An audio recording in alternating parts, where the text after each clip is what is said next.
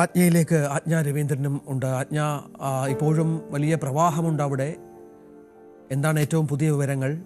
ഒരുപാട് ആളുകൾ ഇപ്പോഴും ശ്രീനിവാസനെ അവസാനമായി കാണാനായി എത്തിക്കൊണ്ടിരിക്കുകയാണോ?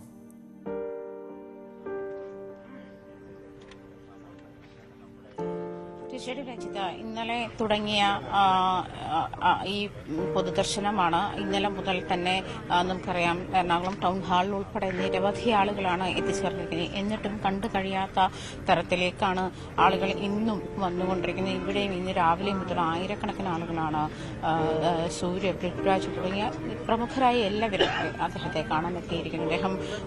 അദ്ദേഹം ഉണ്ടാക്കി വെച്ചിരിക്കുന്ന ഒരു ഫെയിം, ശ്രീനിവാസൻ എന്ന് പറയുന്ന നടനെ അടയാളപ്പെടുത്തുന്നത് എങ്ങനെയൊക്കെയാണ് എന്ന് ഉള്ള കാര്യം നമുക്ക് വാക്കുകൾക്ക് അതീതമാണ് എന്നുള്ള കാര്യം വ്യക്തമാക്കുന്ന തരത്തിലാണ് ഇവിടേക്ക് ആളുകൾ അദ്ദേഹത്തെ കാണാൻ വന്നത്. അദ്ദേഹത്തിന്റെ ആരാധകരുണ്ട്, സിനിമാ പ്രവർത്തകരുണ്ട്, അദ്ദേഹത്തെ അത്രയധികം സ്നേഹിക്കുന്ന ഒരുപാട് ആളുകളുണ്ട് ഇവിടെ.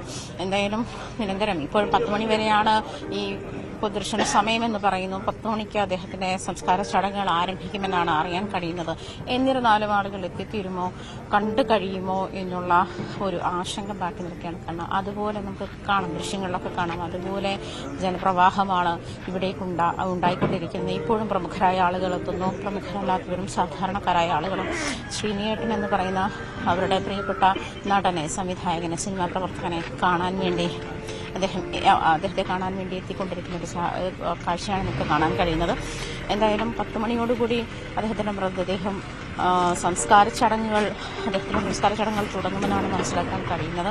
എന്തായാലും നമുക്ക് ദൃശ്യങ്ങളിൽ കാണുന്ന പോലെ വലിയ ആൾക്കൂട്ടമാണ് ഇപ്പോഴും ഇവിടെയുള്ളത്. ഇവിടെ ശ്രീനേട്ടനെ അവസാനമായി ഒരു നിമിഷം ഒരു നോക്ക് കാണാൻ വേണ്ടി എത്തുന്ന ആളുകളെ നമുക്ക് ദൃശ്യങ്ങളിൽ കാണുക തന്നെ ചെയ്യാം. അതേസമയം രാഷ്ട്രീയ സാമൂഹ്യ രംഗത്തെ പ്രമുഖർ എത്തിക്കൊണ്ടിരിക്കുന്ന കാഴ്ചയിൽ നമുക്ക് കാണാം. നിരവധി പേര് ഇപ്പോഴും അന്തിമോപചാരമർപ്പിക്കാൻ എത്തിക്കൊണ്ടിരിക്കുകയാണ്.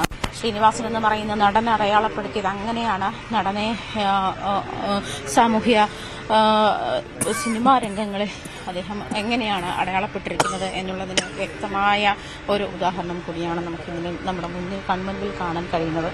ശ്രീനിവാസൻ എന്ന് പറയുന്ന ഒരു കാലഘട്ടം അവസാനിക്കുമ്പോൾ അപ്പം മുമ്പ് രമേശ് ചെന്നിത്തല പറഞ്ഞതുപോലെ ഇനി പകരം ഒരാളുണ്ടാകുമോ എന്നുള്ള ആശങ്കയാണ്. പകരം ഒരാൾ ഉണ്ടാകില്ല എന്നും മലയാളിയുള്ളിടത്തോളം, മലയാളമുള്ളിടത്തോളം കാലം കഴിയുന്നതൊക്കെ മാറ്റിവെച്ചിട്ടാണ് ശ്രീനിവാസൻ എന്ന് പറയുന്ന അതുല്യനായ പ്രതിഭ യാത്രയാകുന്നത് എന്നുള്ള കാര്യമാണ് വ്യസനസമേതം ഈ സമയത്ത് നമുക്ക് ഓർക്കാൻ കഴിയുക.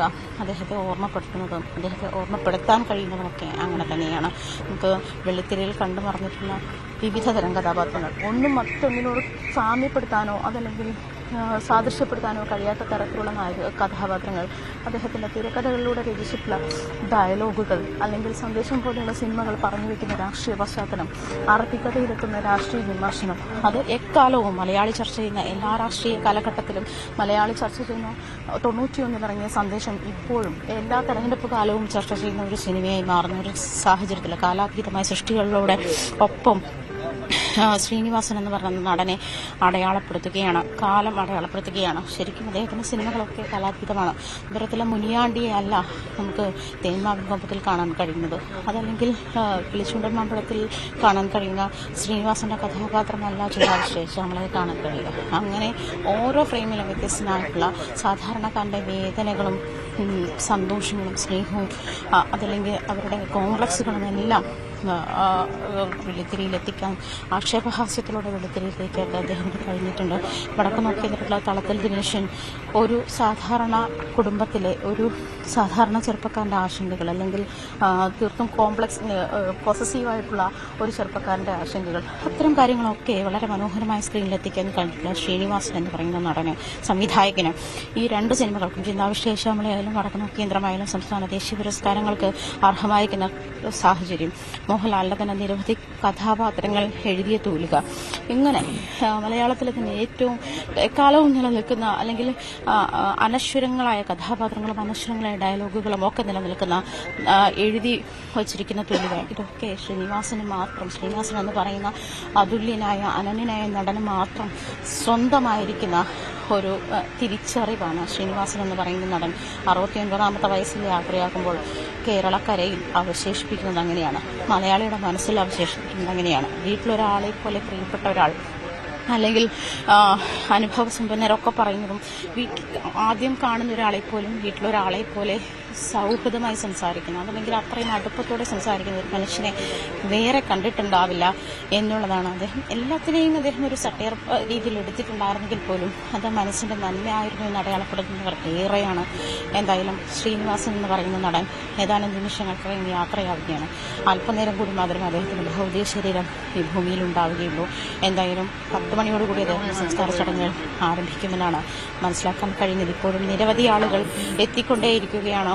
ശ്രീനിവാസൻ എന്ന് പറയുന്ന നടൻ അവശേഷിപ്പിച്ച അദ്ദേഹം ഇല്ലാതാകുന്നു എന്നുള്ള യാഥാർത്ഥ്യം മനസ്സിലാക്കുമ്പോൾ ഉണ്ടാകുന്ന വേദന, അതിൽ നിന്ന് അദ്ദേഹത്തെ അവസാനമായി ഒരു നോക്ക് കാണാം എന്ന് കരുതിയെത്തുന്ന സാധാരണക്കാരും അല്ലെങ്കിൽ അദ്ദേഹത്തോട് അടുപ്പമുള്ളവരും സിനിമാ പ്രവർത്തകരും സാമൂഹ്യ രാഷ്ട്രീയ മേഖലകളിലെ നിരവധി പ്രമുഖരും ഒക്കെയും ഇനിയും എത്തിക്കൊണ്ടിരിക്കുകയാണ് ശ്രീനിവാസന്റെ വീട്ടുവളപ്പിലേക്ക് എന്നുള്ളതാണ് നമുക്കിപ്പോഴും കാണാൻ കഴിയുന്നത്. നമുക്കറിയാം റോഡ് ജനനിബിഡമാണ്. ഇപ്പോഴും അദ്ദേഹത്തെ ശ്രീനിവാസൻ എന്ന് പറയുന്ന നടനെ എങ്ങനെയാണ് അദ്ദേഹം അടയാളപ്പെടുത്തിയിട്ടുള്ളതെന്നുള്ള കൃത്യമായ വ്യക്തമായ തെളിവാണ് നമ്മുടെ കൺമുന്നിൽ ഇന്നലെ ഈ അദ്ദേഹം മരിച്ചു എന്ന് പറയുന്ന 8:30 മണി മുതൽ ഇങ്ങോട്ട് നമ്മൾ കണ്ടുകൊണ്ടിരിക്കുന്നത് അങ്ങനെയാണ്. മലയാളക്കര സ്നേഹം കൊണ്ട് വീർപ്പുമുട്ടിച്ച മറ്റൊരാളില്ല എന്ന് വേണമെങ്കിൽ പറയാം. അത്രയും നഷ്ടമാണ് അദ്ദേഹം മലയാള സിനിമയിലേക്ക് ഉണ്ടാക്കുന്നത്. അത് കാരണം ഈ വയ്യാതിരുന്ന കാലഘട്ടത്തിൽ അല്ലെങ്കിൽ 4 വർഷം അദ്ദേഹം ട്രീറ്റ്മെന്റിലായിരുന്നു, ഡയാലിസിസ് ചെയ്തുകൊണ്ടിരിക്കുന്ന ഒരാൾ കൂടിയായിരുന്നു. എന്നിട്ടും അദ്ദേഹം സിനിമയിലേക്ക് തിരിച്ചു വരും, അതല്ലെങ്കിൽ അദ്ദേഹത്തിന്റെ സംഭാവനകളും സൃഷ്ടികളും ഒക്കെ ഇനിയും ഉണ്ടാകും എന്നുള്ള പ്രതീക്ഷ കൂടി ഉണ്ടായിരുന്നു. ആ പ്രതീക്ഷ കൂടിയാണ് അസ്തമിച്ചു പോയത്. ഇന്നലെ ഒന്നും പറയാതെ വളരെ പെട്ടെന്ന് അദ്ദേഹം കടന്നുപോയപ്പോൾ ആ പ്രതീക്ഷ കൂടിയാണ് ഇല്ലാണ്ടായത്. അങ്ങനെ അത്രയും വേദനാജനകമായ ഒരു സിറ്റുവേഷനിൽ കൂടിയാണ് ഇന്നലെയും ഇന്നുമായിട്ട് മലയാളക്കര കടന്നു പോകുന്നത് എന്ന് വേണം പറയാൻ. തീർച്ചയായും ആജ്ഞയാണ് വിവരങ്ങൾ പങ്കുവച്ചുകൊണ്ടിരിക്കുന്നത്. ഇനിയും ഏതാനും മിനിറ്റുകൾ മാത്രമാണ് ശ്രീനിവാസന്റെ സംസ്കാര ചടങ്ങുകൾക്കായി ബാക്കി നിൽക്കുന്നത്. നടൻ പൃഥ്വിരാജ് ഇപ്പോൾ വരുന്ന ദൃശ്യങ്ങൾ നമുക്ക് കാണാം.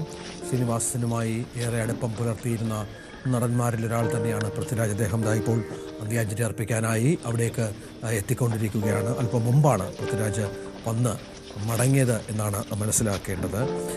ഇങ്ങനെ മലയാള സിനിമയുടെ ഒരു പരിച്ഛേദം തന്നെ കഴിഞ്ഞ 2 ദിവസമായി ഇവിടേക്ക് എത്തിക്കൊണ്ടിരിക്കുന്നുണ്ട്. ഡാനി പോൾ അവിടെ തുടരുന്നുണ്ട്. ഡാനി ഇപ്പോഴും വലിയ പ്രവാഹമുണ്ട്. ആളുകളുടെ ഒരു വരവ് വെച്ച് 10 മണിക്ക് തന്നെ സംസ്കാര ചടങ്ങുകൾ ആരംഭിക്കാനുള്ള ഒരു സാഹചര്യമുണ്ടോ ഇപ്പോൾ?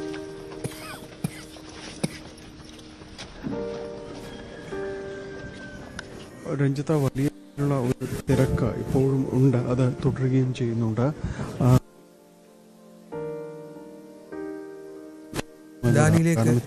ഡാനി കേൾക്കുന്നുണ്ടോ? ചില സാങ്കേതിക പ്രശ്നം ഇപ്പോഴും